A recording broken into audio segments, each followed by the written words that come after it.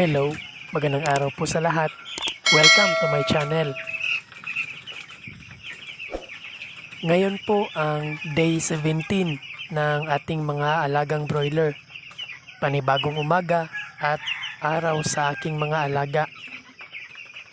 Ang saya pong panoorin na sa umaga ay makikita po natin na malalakas ng kumain ang ating mga chicken broiler. Starter feeds pa rin po yung pinapakain ko sa kanila at yung tubig na kanilang iniinom ay pure water pa rin. Kung mapapansin po natin, malaki yung space ng ating kulungan at mas makakagalaw yung ating mga manok kasi yung timbang pa lang po nila ay nag-a-average pa lang po sila ng half kilo ngayong day 17. Pero kung aabot na po yan ng tigwa 1 kilo yung timbang ng ating mga manok, ay sasakto na po yung space ng ating kulungan. Possible ay magsisiksikan na po sila dito sa ating kulungan.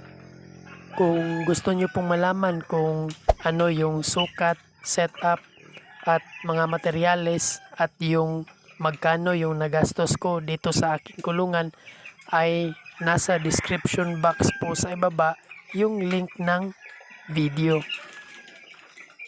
Sana'y tuloy-tuloy na po yung kanilang paglakas ng kain para tuloy-tuloy na rin po yung tubo ng kanilang timbang.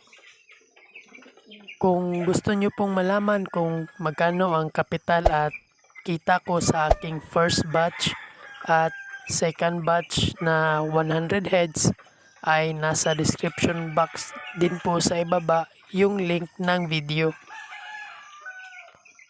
At kung ngayon lang po kayo nakapanood ng aking video, ay ito pong aking content ay tungkol sa mga alaga kong chicken broiler.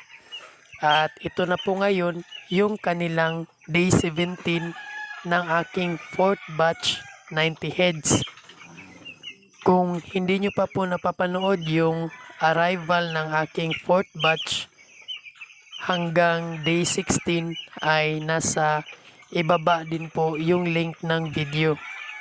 Araw-araw po akong nagvi-video dito sa aking existing batch mula arrival hanggang ngayon na day 17 na sila.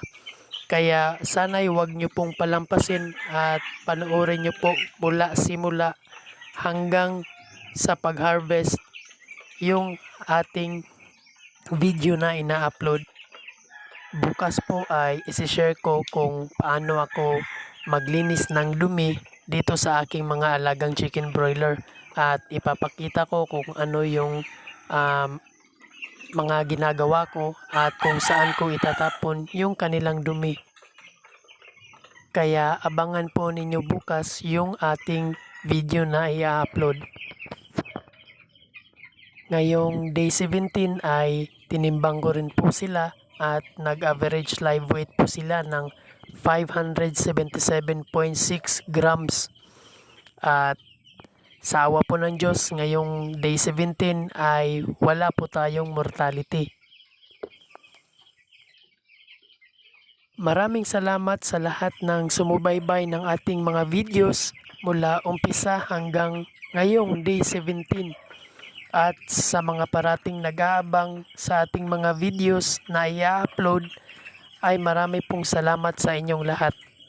Kaya kung hindi pa po kayo nakasubscribe, ay please subscribe at hit the bell button para lagi po kayong una sa update ng ating mga alagang broiler. See you sa day 18 mga solid kabantres.